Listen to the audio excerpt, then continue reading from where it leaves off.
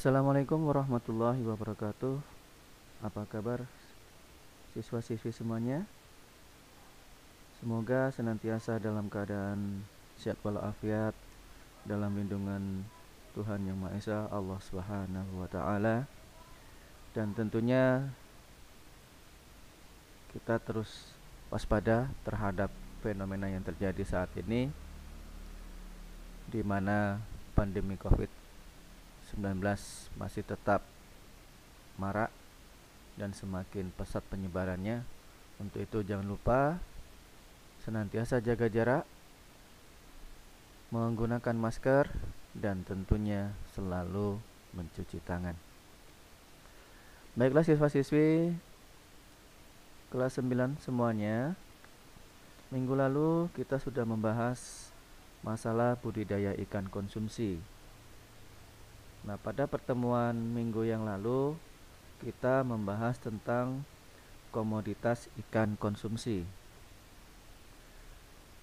Sebagaimana materi yang lalu telah disampaikan, bahwasanya komoditas ikan konsumsi itu terbagi dari 3 area habitatnya. Yang pertama ada ikan air tawar, kemudian ada ikan air payau, dan yang ketiga itu ada ikan air laut.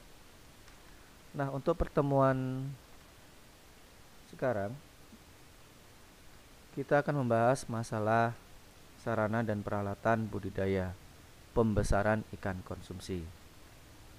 Ini yang akan kita bahas pada pertemuan kali ini. Sarana dan peralatan budidaya pembesaran ikan konsumsi. Pertemuan 9. Dalam melakukan budidaya ikan konsumsi membutuhkan sarana dan peralatan yang memadai tentunya. Berikut beberapa sarana dan peralatan dalam budidaya ikan konsumsi. Yang pertama itu ada bahan. Bahan terbagi dari beberapa. Yang pertama ada benih. Benih ini merupakan salah satu faktor paling penting yang mempengaruhi potensi hasil. Jika benihnya bagus, maka nanti kemungkinan besar panennya pun akan melimpah. Tetapi kalau dari segi benihnya juga sudah tidak bagus, maka panennya dapat dipastikan tidak akan melimpah. Nah, pada umumnya permasalahan yang sering timbul dalam usaha di bidang sektor budidaya ikan konsumsi adalah sulitnya mendapatkan benih yang diinginkan. Benih yang baik akan mempengaruhi hasil produksi yang optimal, dan sebaliknya pengadaan benih yang tidak sesuai dengan kriteria akan menimbulkan berbagai masalah. Nah, bagaimana cara pengadaannya? Pengadaan benih harus dilakukan dengan pemilihan dan seleksi benih terlebih dahulu. Nah, itu terkait dengan benih. Jadi, jika benihnya bagus, maka hasilnya pun akan bagus. Namun kalau kita mendapatkan benih yang asal-asalan, sudah dipastikan hasil akhir dari benih tersebut juga tidak akan maksimal. Nih, yang pertama adalah benih. Kemudian yang kedua bahannya adalah pakan. Pakan ini sangat penting. Pakan merupakan makanan atau asupan yang diberikan kepada ikan konsumsi. Pakan ikan merupakan sumber energi dan materi bagi pertumbuhan dan kehidupan ikan. Zat yang terpenting dalam pakan adalah protein. Pakan ikan yang berkualitas adalah pakan yang kandungan protein, lemak, karbohidrat, mineral, dan vitaminnya seimbang. Hal yang harus diperhatikan mengenai pakan, yaitu pakan tidak boleh disimpan dalam 2 minggu. Kemudian tempat penyimpanan pakan sebaiknya kering. Pakan. Nah, jenis pakan ini pun ukurannya berbeda-beda, tergantung dari besar bibit yang ada di kolam kita. Nah, ini peletnya juga sudah besar, ini berarti bibit ikannya sudah besar. Nah, yang di sini ada cacing. Ini biasanya digunakan untuk bibit ikan lele yang masih berumur beberapa hari. Kemudian bahan yang ketiga adalah pupuk. Dalam budidaya ikan konsumsi, pada saat pembuatan kolam, maka membutuhkan pupuk. Pupuk alam budidaya ikan berfungsi sebagai pemupukan tanah dasar kolam yang bertujuan untuk meningkatkan kesuburan kolam, memperbaiki struktur tanah, dan menumbuhkan fitoplankton serta zooplankton sebagai pakan alami untuk ikan. Nah, jenis pupuk yang digunakan adalah pupuk alam atau kandang, dan ada juga yang pupuk buatan. Pupuk alam contohnya pupuk yang berasal dari kotoran hewan sapi, kerbau, itik, dan ayam yang sudah dikeringkan. Kemudian untuk yang buatan itu ada Urea, ZA, TSP, KCL, dan NPK. Ini contoh-contoh pupuknya. Kemudian bahan yang keempat yaitu air. Fungsi air sangat penting untuk kegiatan budidaya ikan konsumsi. Selain untuk sarana ikan tumbuh dan berkembang, air juga dapat berfungsi untuk menjaga kelembapan udara. Air yang memenuhi kriteria yang baik untuk pertumbuhan budidaya adalah tingkat rendah, yaitu adalah pertumbuhan plankton sebagai indikator budidaya ikan. Kemudian bahan berikutnya adalah kapur. Dalam budidaya ikan konsumsi, pemberian kapur dalam kolam sangat penting. Kapur berfungsi untuk menstabilkan keasaman pada kolam ikan konsumsi dan dapat berfungsi sebagai pemberantas hama dalam kolam. Jenis kapur yang digunakan itu bermacam-macam. Di antaranya kapur yang digunakan itu adalah kapur pertanian atau kalsit dan dolomit, serta kapur aktif. Nah, jadi kolam juga perlu diberikan kapur. Salah satu fungsinya adalah untuk memberantas hama yang ada di dalam kolam. Kemudian bahan berikutnya adalah obat-obatan. Salah satu hal yang mengganggu dalam kegiatan budidaya ikan konsumsi adalah penyakit dan pertumbuhannya. Untuk mengatasi hal tersebut, maka perlu adanya obat-obatan. Fungsi obat untuk meningkatkan pertumbuhan ikan serta mencegah dan mengatasi adanya penyakit pada ikan. Nah, untuk mendapatkan hasil yang maksimal, kita memerlukan obat-obatan sebagai fasilitas untuk memberikan asupan-asupan protein kepada ikan, vitamin untuk ikan, sehingga ikan bisa tumbuh dengan cepat dan besar serta sehat. Itu bahan-bahan yang diperlukan dalam budidaya ikan konsumsi. Ada benih, ada pakan, ada pupuk, ada air, kapur, dan yang terakhir adalah obat-obatan. Kita masuk ke sarana berikutnya, yaitu wadah budidaya ikan konsumsi. Wadah budidaya merupakan tempat untuk memelihara ikan. Fungsi utama wadah adalah untuk menjaga supaya ikan tidak lepas dari habitatnya dan memudahkan pemantauan serta perawatan ikan. Secara tidak langsung, wadah juga mempengaruhi kualitas dan kuantitas hasil budidaya ikan. Kemudian, wadah yang fungsional akan menambah pendapatan bagi para pemiliknya. Terdapat banyak jenis wadah ikan konsumsi, baik berdasarkan tipe maupun bahan yang digunakan untuk membuat wadah tersebut.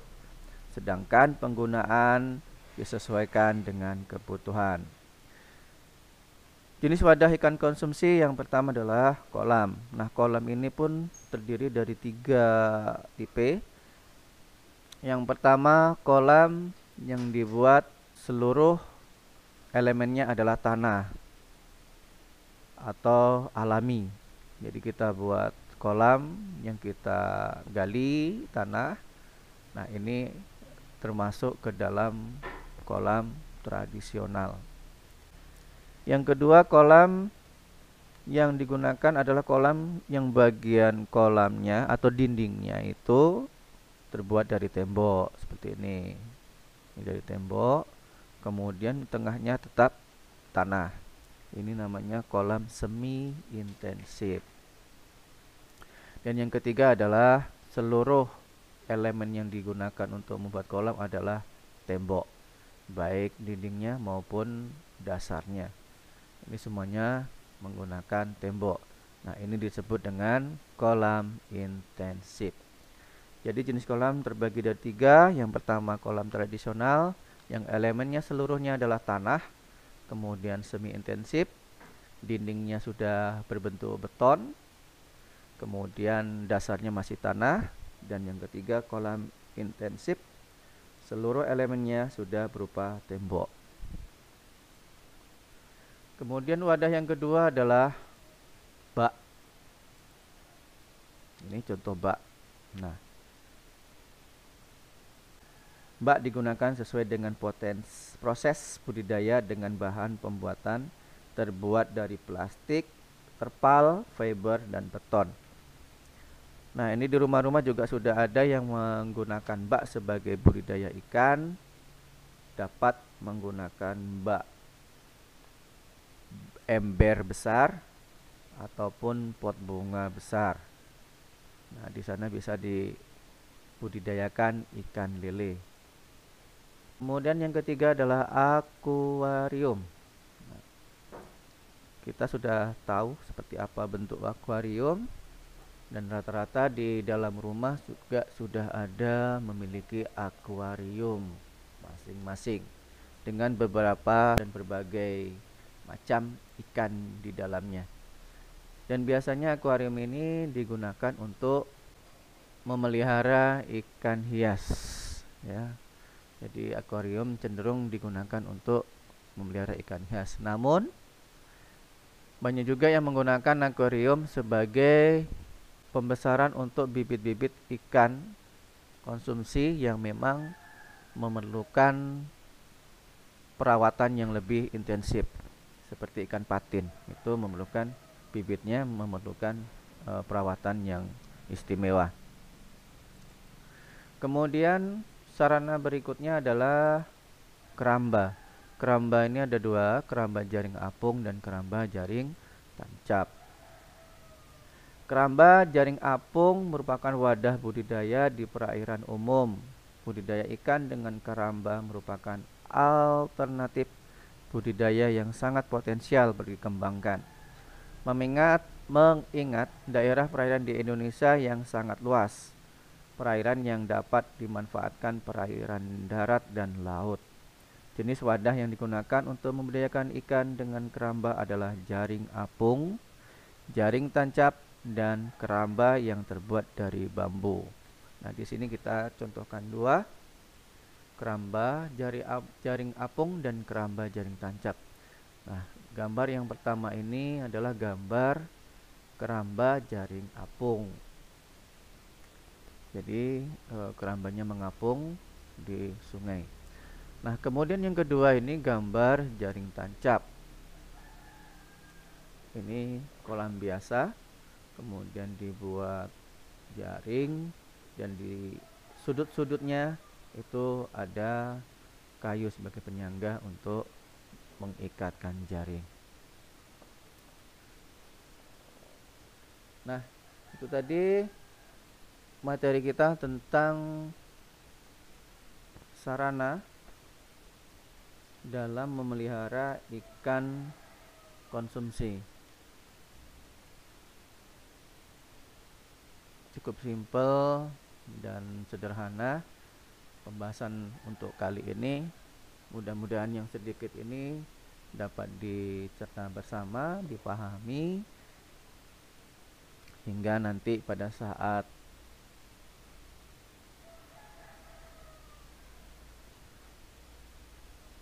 Oke, itu materi kita pada pertemuan kali ini. Namun sebelum kita akhiri, ingat tugas. Tugas ini dikerjakan secara mandiri. Yang pertama, tugas yang perlu kalian lakukan adalah yang pertama, pergilah ke tempat orang budidaya ikan konsumsi yang ada di sekitar tempat tinggalmu.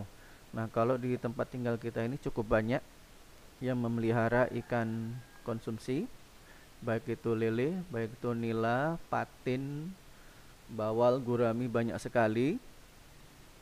Silahkan datang ke tempat tersebut dan lakukan wawancara. Tanyakan tentang hal berikut. Yang pertama, jenis ikan yang dibudidayakan, ikan apa yang mereka budidayakan. Kemudian jenis sarana produksi yang berupa alat dan bahan yang digunakan dalam proses budidaya ikan konsumsi yang terkait dengan ikan yang dipelihara. Kemudian bagaimana cara memilih bibitnya.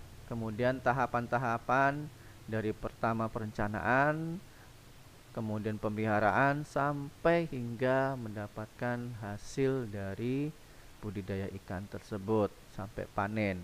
Dan yang terakhir yang perlu ditanyakan adalah kesulitan yang dihadapi dalam membudidayakan ikan konsumsi terkait yang mereka pelihara. Apakah ikan nila, ikan lele, ataupun ikan gurami dan sebagainya. Itu saja pertemuan kita kali ini. Sekali lagi mudah-mudahan yang sedikit ini dapat diambil manfaatnya. Dan jangan lupa tugas dikumpulkan pada jadwal yang sudah ditentukan untuk minggu depan.